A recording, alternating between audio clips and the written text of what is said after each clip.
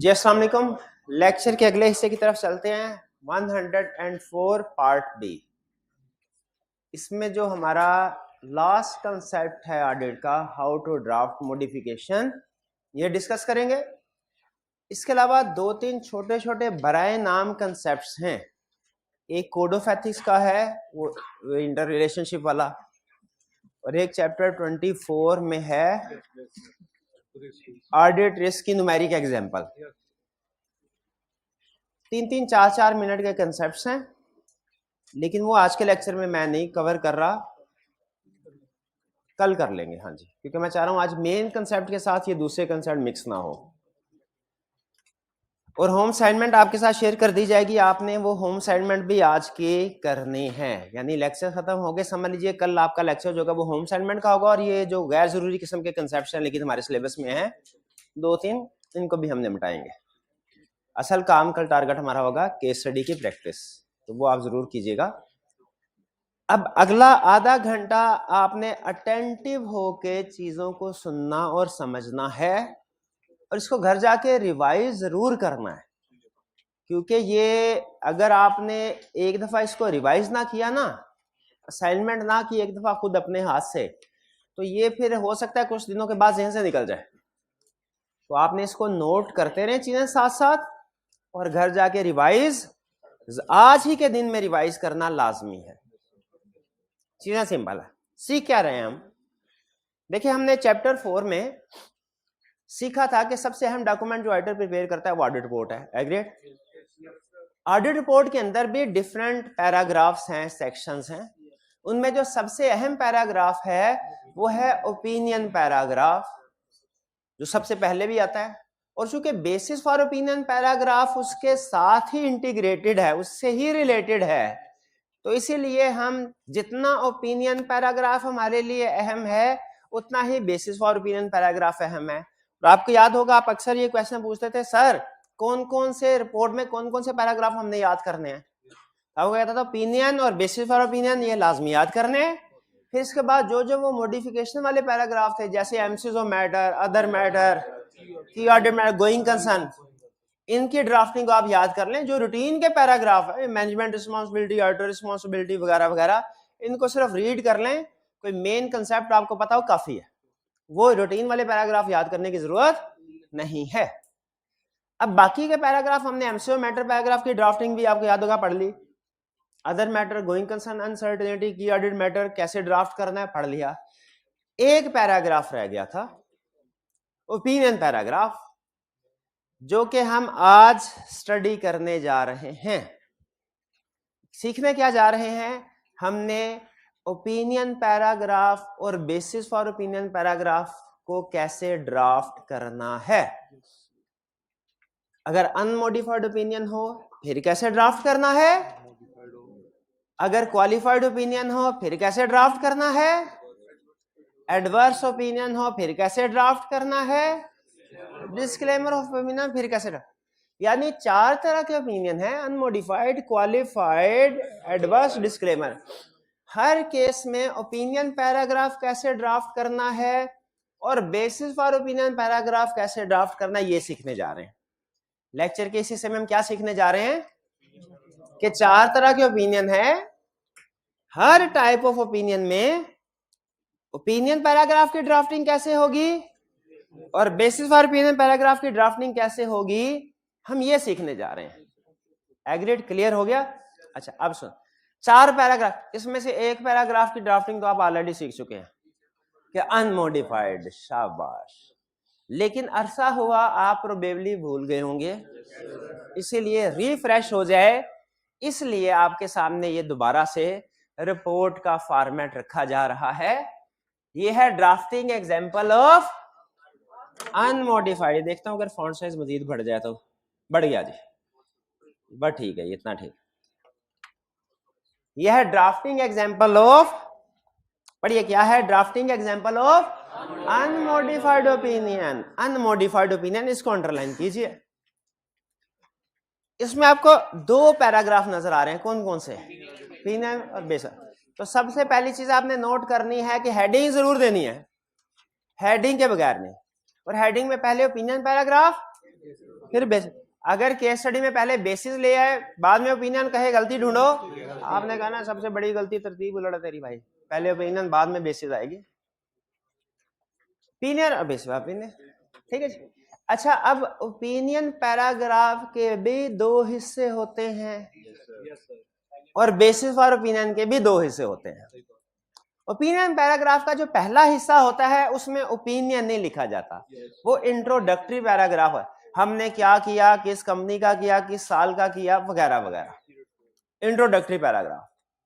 जैसे we have audited financial statement, हमने क्या किया, वी हैव ऑडिटेड, ऑडिटेड को अंडरलाइन करें, किसको ऑडिट किया, फाइनेंशियल स्टेटमेंट्स को किया, फाइनेंशियल स्टेटमेंट्स को अंडरलाइन करें, ठीक है। Which comprise the statement of financial position, statement of comprehensive statement, आगे वो सारा स्टेटमेंट, आपको पता है पांचों के पांचों स्टेटमेंट्स को आगे नाम भी लिखना है, लेकिन हम सिर्फ फाइनेंशियल स्टेटमेंट को अंडरलाइन कर देते हैं। आपको याद रहे कि इसमें 5 चीजें भी ऐड करनी है, हर एक को याद करने की जरूरत नहीं। क्या किया, ऑडिट किया, किसका किया, ABC financial statement of ABC company, इसका किया, ऑडिटेड को अंडरलाइन करें, फाइनेंशियल स्टेटमेंट एबीसी कंपनी, किस साल का किया, 31 दिसंबर। ये इंट्रोडक्टरी पैराग्राफ कि हमने ऑडिट किया इस कंपनी का इस साल का, ओपिनियन नहीं, इसे कहते हैं इंट्रोडक्टरी पैराग्राफ। अब एग्जाम में रिसेंटली 2-3 अटेम्प्ट्स में वो ये पैराग्राफ ड्राफ्ट करवा रहा है ना, ओपिनियन बेसिस ऑफ ओपिनियन, तो उसमें एक बड़ा जो एरर आइडेंटिफाई करवा रहा है, कह रहा है मैं बच्चों से कहता हूँ ओपिनियन पैराग्राफ ड्राफ्ट करो, बच्चे डायरेक्ट यहां से ड्राफ्टिंग शुरू कर देते हैं, हेडिंग देते हैं, यहां से ड्राफ्टिंग शुरू कर देते हैं। उनको अभी तक ये समझ नहीं आई कि ये वाला भी हिस्सा ओपिनियन पैराग्राफ का ही है। जब कभी मैं आपसे कहूं ओपिनियन पैराग्राफ ड्राफ्ट करना है, ये भी आपने लिखना है। आइंदा लिखेंगे जी, आगे चलते हैं।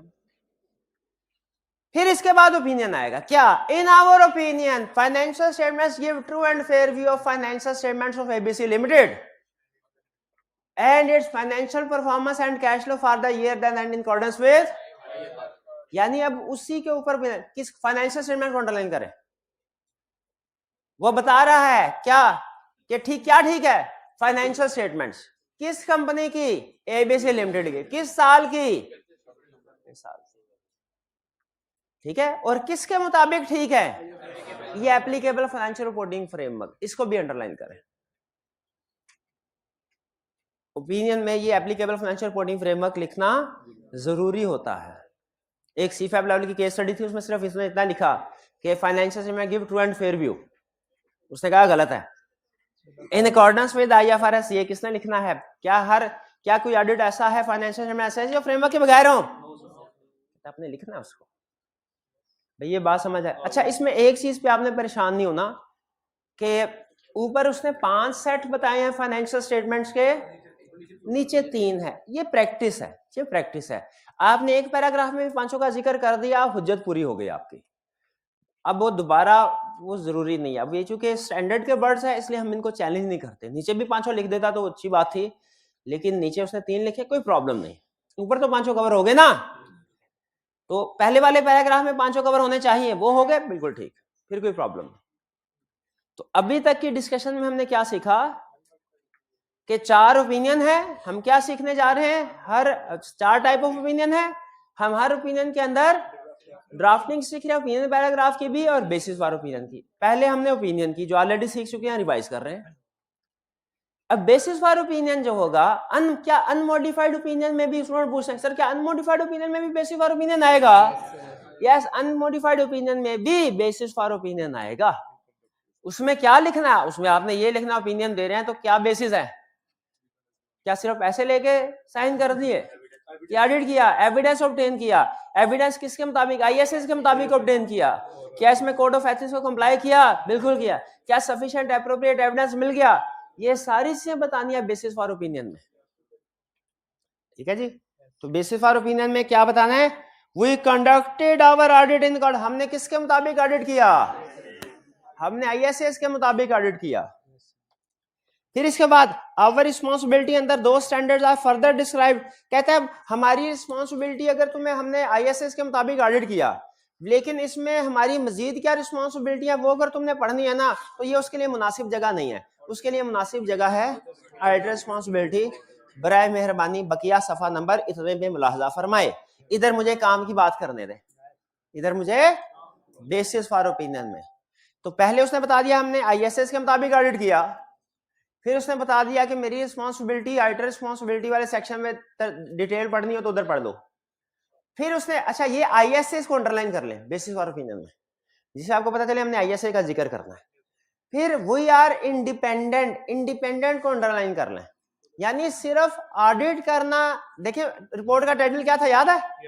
Independent auditors report. इसमें लफ्ज ऑडिटर जाहिर कर रहा है आईएसएस के मुताबिक ऑडिट की, ऑडिट प्रोसीजर परफॉर्म किया, और इंडिपेंडेंट का लफ्ज क्या जाहिर कर रहा है?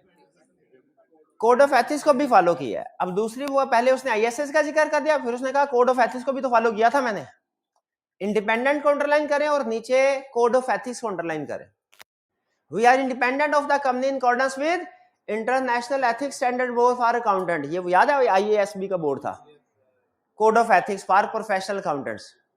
And we have fulfilled our other ethical responsibilities in accordance with, यानी ऊपर कह रहा है मैंने आईएसएस के मुताबिक ऑडिट किया और उसके मुताबिक मेरी जिम्मेदारियां पूरी कर दी। तफसील दूसरी तरफ चले जा। फिर दूसरी तरफ कह रहा है इसके बाद कोड ऑफ एथिक्स कंप्लाई किया, उसकी जिम्मेदारियां पूरी कर दी। हमने कहा बिल्कुल ठीक है। फिर कह रहे we believe that audit evidence we have obtained sufficient appropriate to provide basis for our, और हमारा ख्याल है कि हमारे पास सफिशिएंट एविडेंस हो गया जो हम ओपिनियन देने जा रहे हैं। क्लियर है? तो ओपिनियन सेक्शन के भी दो पैराग्राफ, एक इंट्रोडक्टरी भूलना नहीं है और दूसरा opinion paragraph. Basis for opinion के भी दो पैराग्राफ। वो दो पैराग्राफ कौन से? पहले में आईएसएस की बात करनी है, दूसरे में कोड ऑफ एथिक्स की बात करनी है, और फिर उसके बाद एंड पे क्या लिखना है? सफिशिएंट एप्रोप्रिएट ऑडिट एविडेंस वाली बात। अच्छा अब इसमें मुझे ये बताइए, मैंने तो आपसे ये कहा है कि ओपिनियन पैराग्राफ के भी दो हिस्से होंगे और बेसिस फॉर ओपिनियन के भी दो हिस्से होंगे, लेकिन इसमें तो बेसिस फॉर ओपिनियन में सिर्फ एक ही हिस्सा आ रहा है, दूसरा हिस्सा किधर है? ढूंढे। हाँ ये अनमोडिफाइड ओपिनियन है। दूसरा हिस्सा कब आता है? जब ओपिनियन मॉडिफाई हो, यानी अगर ओपिनियन अनमोडिफाइड है तो बेसिस फॉर ओपिनियन में आपका एक ही पैराग्राफ आएगा। वो कौन सा होगा? एक ही पैराग्राफ आएगा, वो यही वाला। और अगर क्वालिफाइड एडवर्स या डिस्क्लेमर ऑफ ओपिनियन एक्सप्रेस कर रहे हैं तो फिर आपके दो हिस्से आएंगे। सर ये प्रोजेक्टर को देखिएगा क्या मसला। फिर दो हिस्से आएंगे, एक में क्या होगा? इंट्रोडक्टरी, यही कि जिसमें वो कहेगा मैंने आईएसएस के मुताबिक ऑडिट किया है, कोड ऑफ एथिक्स को कंप्लाई किया है, और फिर उसके बाद मेरे पास एविडेंस है। और फिर दूसरा हिस्सा कौन सा आएगा? नेचर ऑफ मिसस्टेटमेंट या स्कोप लिमिटेशन। क्लियर ये चीज?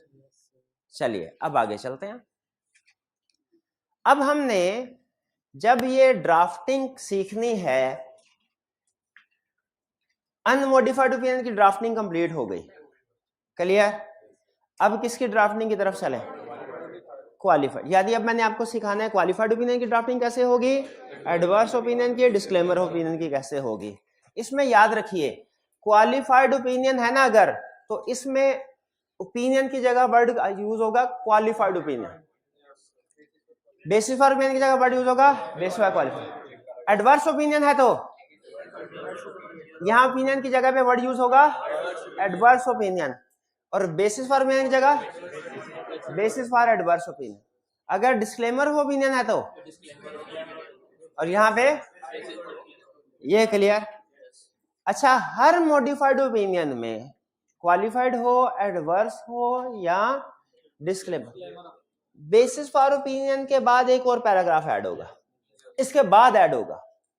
उस पैराग्राफ में क्या होगा? Nature of misstatement scope limit. वो आपको याद है हम हमेशा एक लाइन लिखा करते थे कि जब कभी auditor shall express qualified opinion, auditor shall also explain nature of misstatement और scope limitation in basis for मॉडिफ।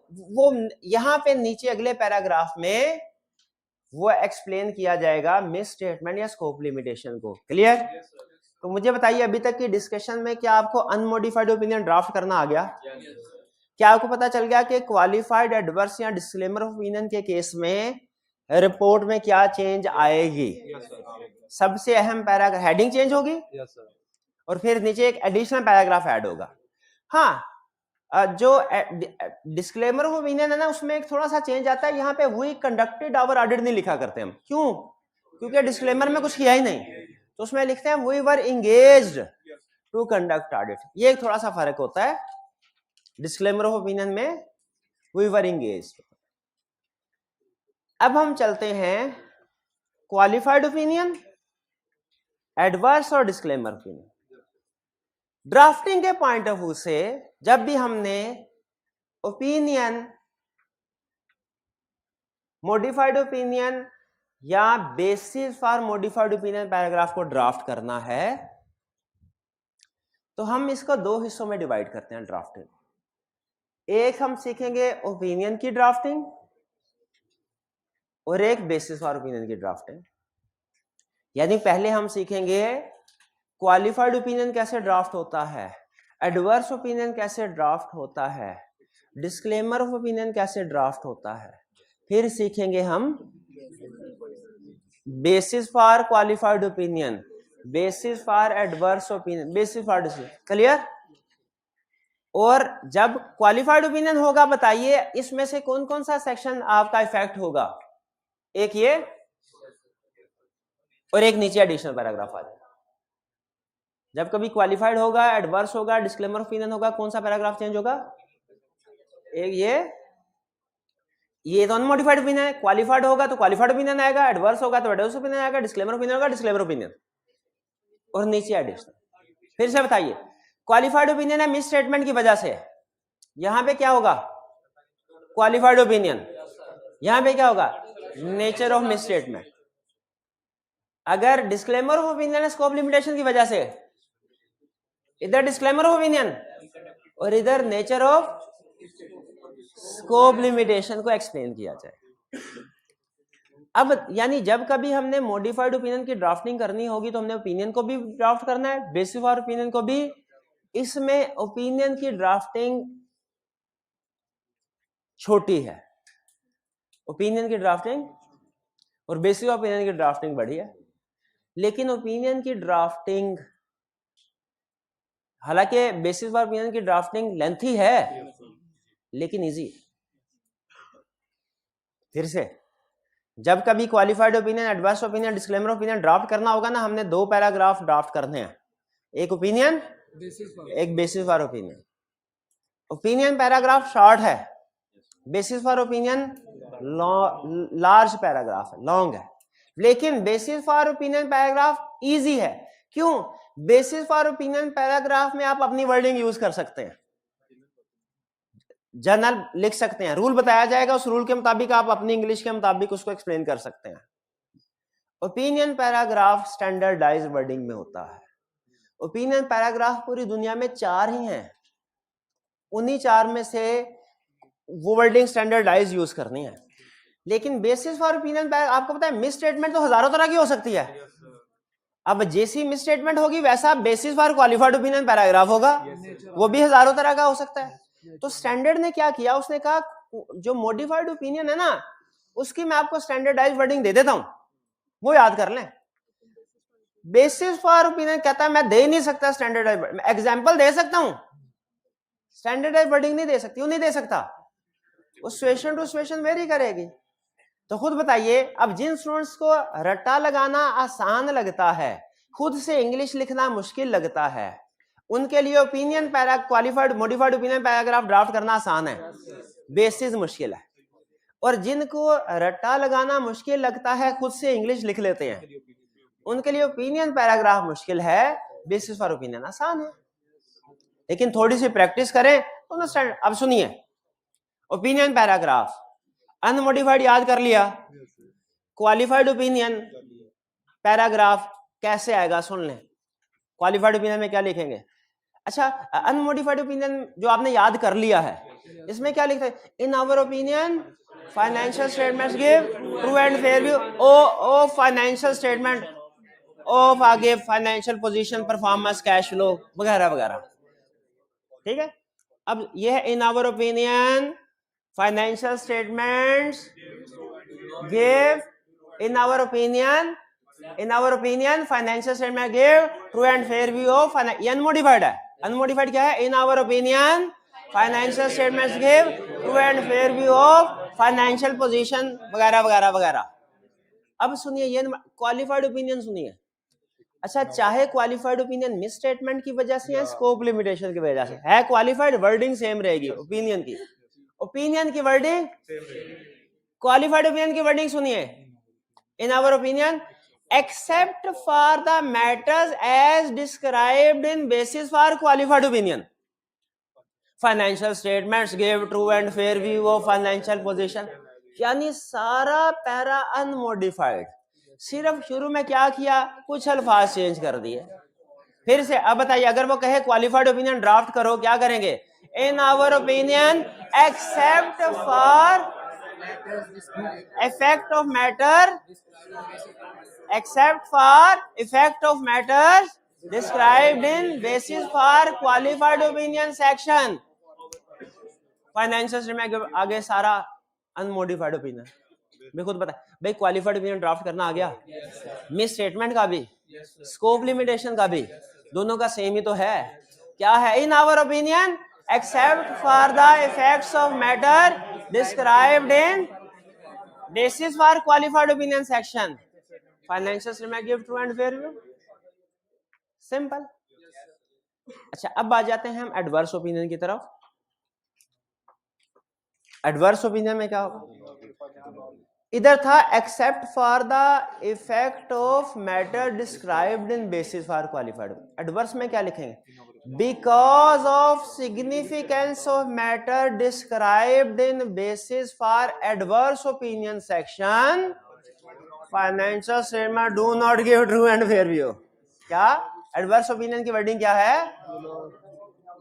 In our opinion, sorry, because of significance of matter described in basis for adverse opinion section financial statements do not give। एक आधी line कोई मजीद formality की लिखी होगी, वो आप देख लीजिएगा, मेन कंसेप्ट यही है। क्लियर? ये इन आवर ओपिनियन से शुरू नहीं होगा, सिर्फ qualified opinion in our opinion से शुरू होता है। ये जो एडवर्स, ये सॉरी, वो एडवर, हाँ, ये शुरू होगा, डिस्क्लेमर नहीं होगा, डिस्क्लेमर में नहीं आएगा, डिस्क्लेमर में नहीं आएगा, ठीक है, डिस्क्लेमर में नहीं आएगा। क्वालिफाइड में एडवर्स में है इन आवर ओपिनियन, डिस्क्लेमर में नहीं है। अब डिस्क्लेमर में वर्डिंग क्या होगी? Because of significance of matters described in basis for disclaimer of opinion section we were unable to verify financial statements and we do not express an opinion। we do not express an opinion, अल्फाज थोड़े से आगे पीछे होंगे, वो आप देख लीजिएगा, मेन कंसेप्ट यही है। क्या? Because of significance of matter described in basis for disclaimer of opinion section we were unable to verify, consequently we do not express an opinion on these financial statements। we do not express, इसको underline करें, we do not express। Disclaimer में क्या है? we do not express an opinion। Adverse में क्या था? Financial statements do not give। Adverse में इसको अंडरलाइन करें। बे क्लियर हो गया? अब खुद मुझे बताइए, क्या आपको अनमोडिफाइड, क्वालिफाइड, एडवर्स और डिस्क्लेमर का ओपिनियन पैराग्राफ ड्राफ्ट करना आ गया? पक्की बात, टेस्ट केस हो जाए, एक स्टूडेंट से पूछूंगा, एक ही सवाल पूछूंगा, फिर नहीं पूछूंगा, कोई भी पैराग्राफ पूछ लूंगा। तैयार है? याद हो गया? एक दफा पढ़ना चाहें तो पढ़ लें, फिर नहीं पढ़ लें, पढ़ ले, सिर्फ ओपिनियन पैराग्राफ पढ़ लें, क्योंकि टेस्ट केस है, आपकी इज्जत का सवाल है।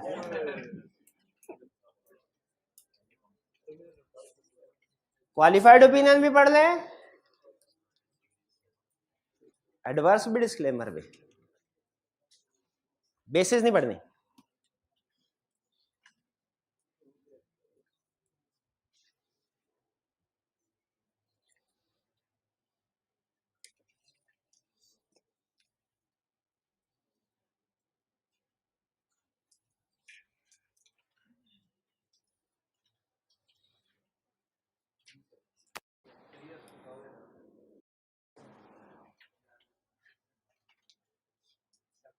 पढ़ लें, फिर से पढ़ लें, फिर ना कहिएगा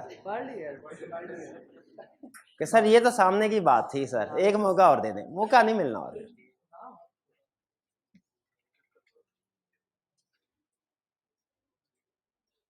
पूछूं या अभी रीड कर? कितने स्टूडेंट रीड कर रहे हैं अभी? कर ले कर ले कर ले, कोई नहीं, कोई जल्दी कोई नहीं।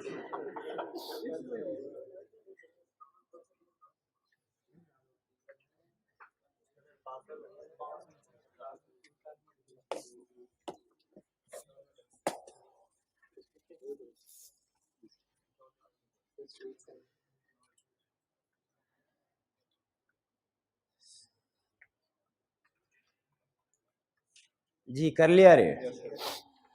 चलिए, कौन स्टूडेंट बताएगा? कौन स्टूडेंट बताएगा? शाबाश।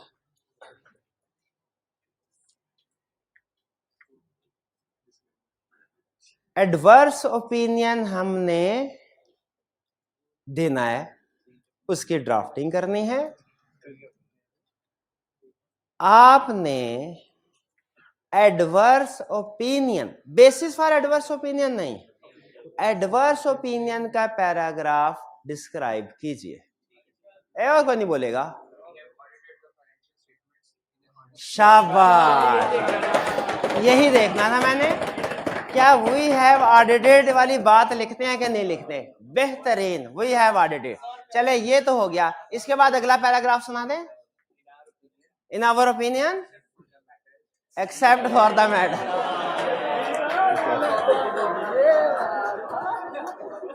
ऐसे तो ना, मुश्किल चीज बता के आसान है।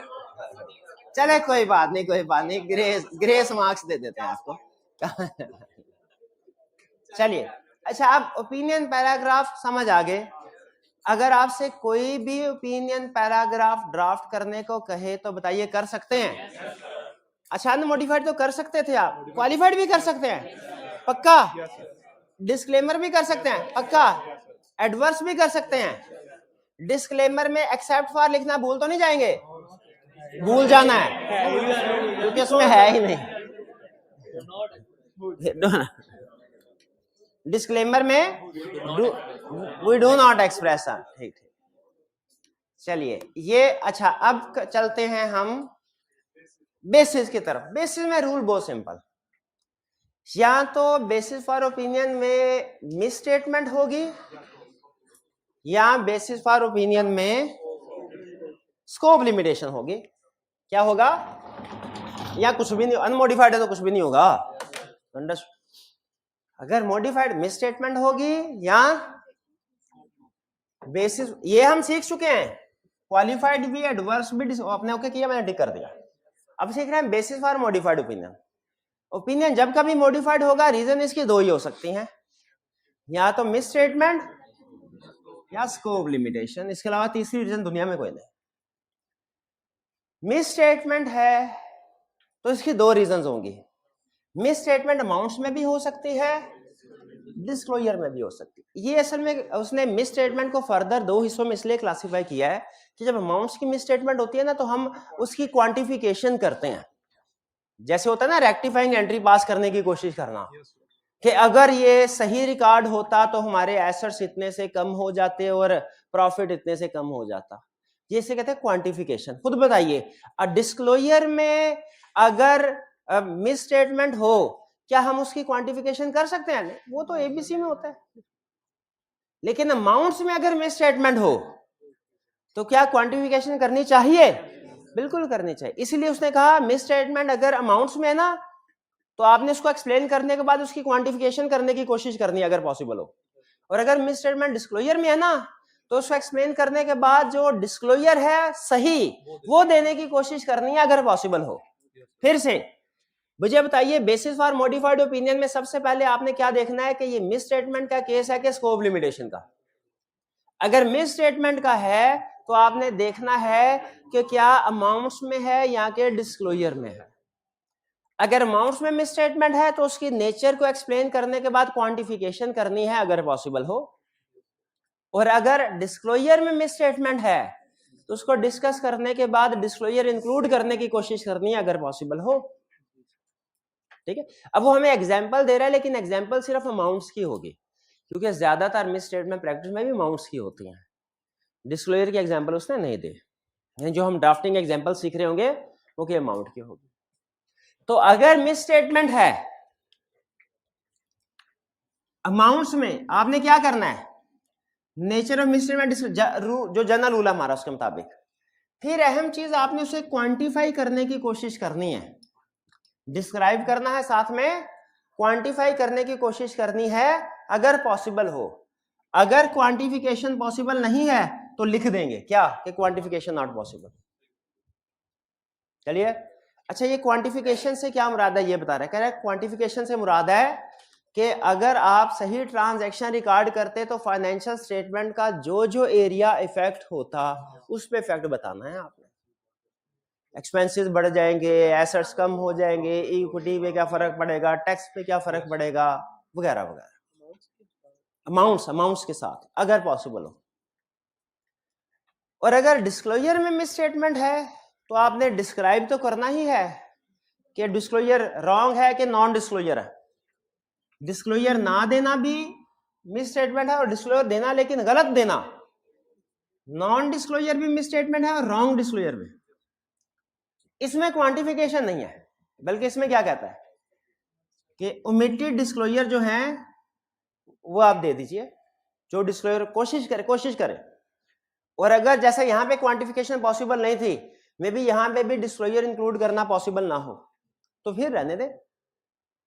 और वो एग्जांपल दे रहा है कि कब डिस्क्लोजर इम्प्रैक्टिकेबल होगा, पॉसिबल नहीं होगा, जब डिस्क्लोजर क्लाइंट ने प्रिपेयर ही नहीं किया। क्लाइंट ने प्रिपेयर करना था, प्रिपेयर ही नहीं किया। रिलेटेड पार्टी डिस्क्लोजर क्लाइंट ने प्रिपेयर करा, उसने प्रिपेयर ही नहीं किया। ऑडिटर जो मर्जी और लगा ले, डिस्क्लोजर प्रिपेयर नहीं कर सकता। या क्लाइंट ने प्रिपेयर किया, अपने पास दबा के बैठ गया, ऑडिटर को दिया ही नहीं disclosure, not available to auditor.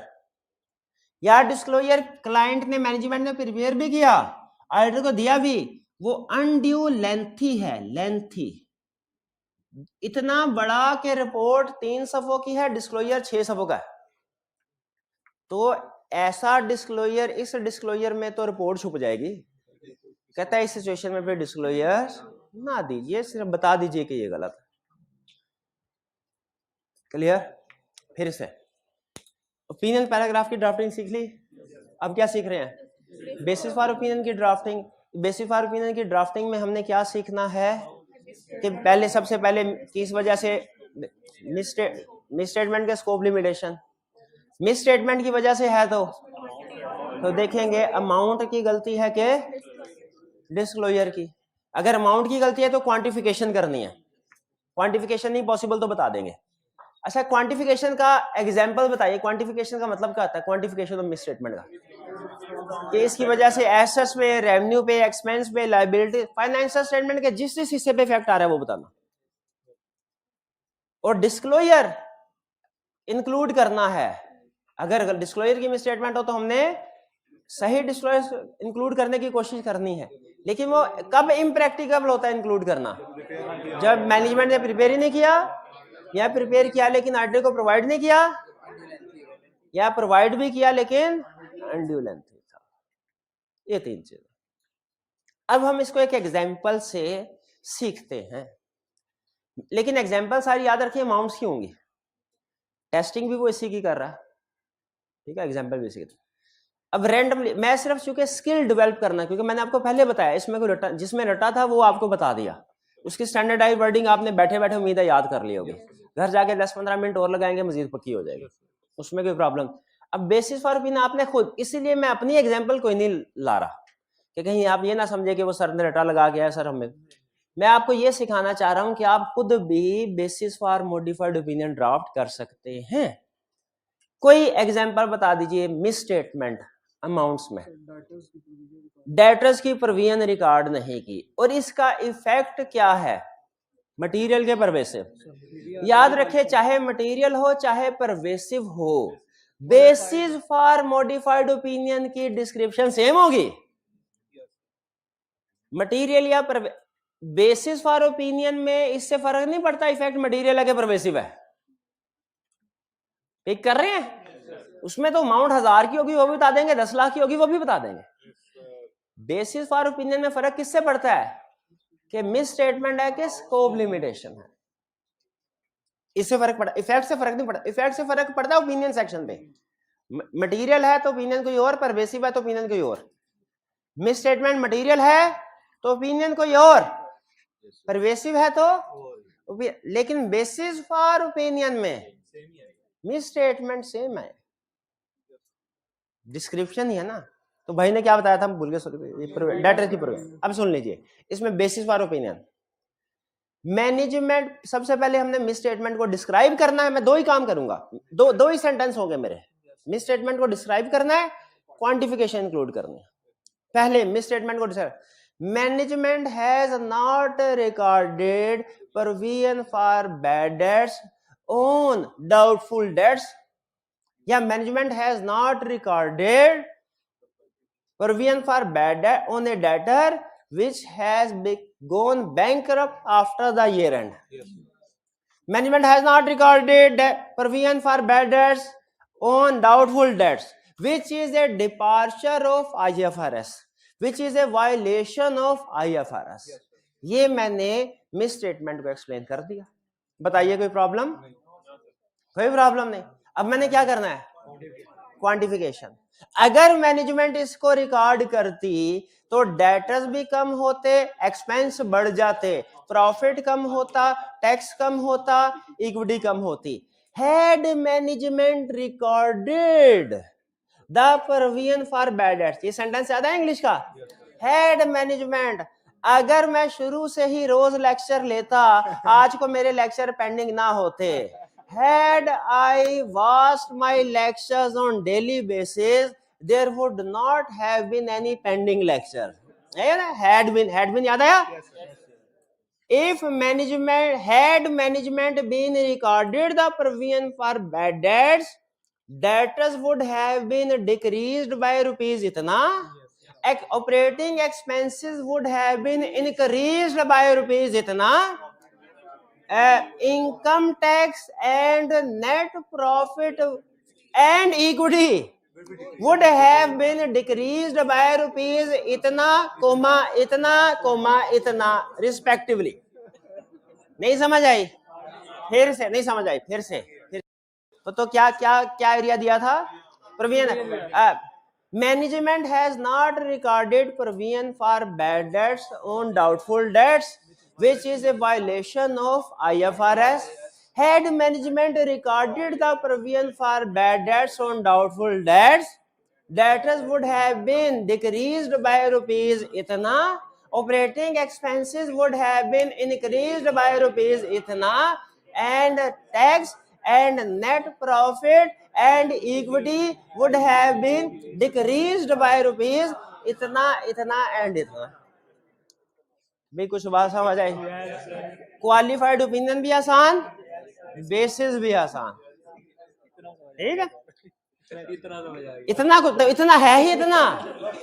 लेकिन एक और एग्जांपल कोई और है, अब आपकी तरफ से एग्जांपल आ जाए। शाबाश, आप बताए एग्जांपल। मिस स्टेटमेंट, डेप्रिसिएशन है कोई माइका लाल जो डेप्रिसिएशन का basis for qualified opinion paragraph draft करे? शाबाश। Management has not recorded depreciation on fixed assets which was acquired during the year. अच्छा, इसमें ध्यान में रखें, मैनेजमेंट का पॉइंट ऑफ व्यू नहीं देना हमने, सिर्फ ये मैनेजमेंट आगे कहती है सर वो तो अभी हमने इस्तेमाल ही नहीं किया था, वो मैनेजमेंट का आर्गुमेंट ऑडिट रिपोर्ट में नहीं आएगा, जो ऑडिटर का ख्याल है सिर्फ वही आएगा। Management has not recorded depreciation on fixed assets which is a departure of IFRS। शाबाश, आगे। Had management recorded the depreciation on fixed assets, depreciation would have increased by rupees इतना। इसके बाद हाँ जी, tax, profit and carrying value of fixed assets and equity would have been decreased by rupees इतना respectively। भाई clear?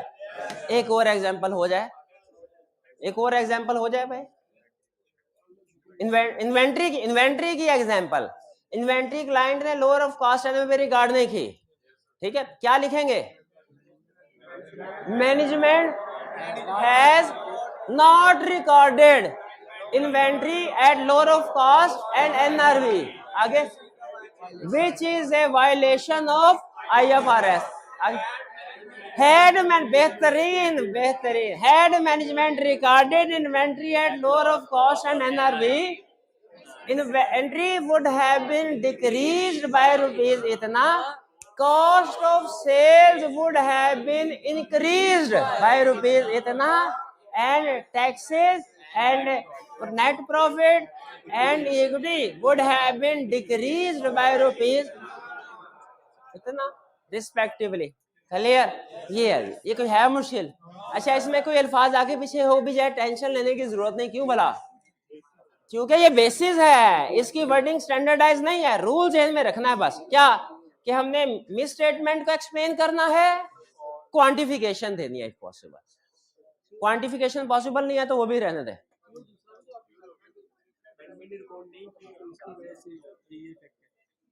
वो fact बताया है जो मैनेजमेंट ने इन्वेंट्री की वजह से जो फैक्ट आया दूसरे एरिया में बताया है, हमने कॉस्ट ऑफ सेल्स बताया है, बताया।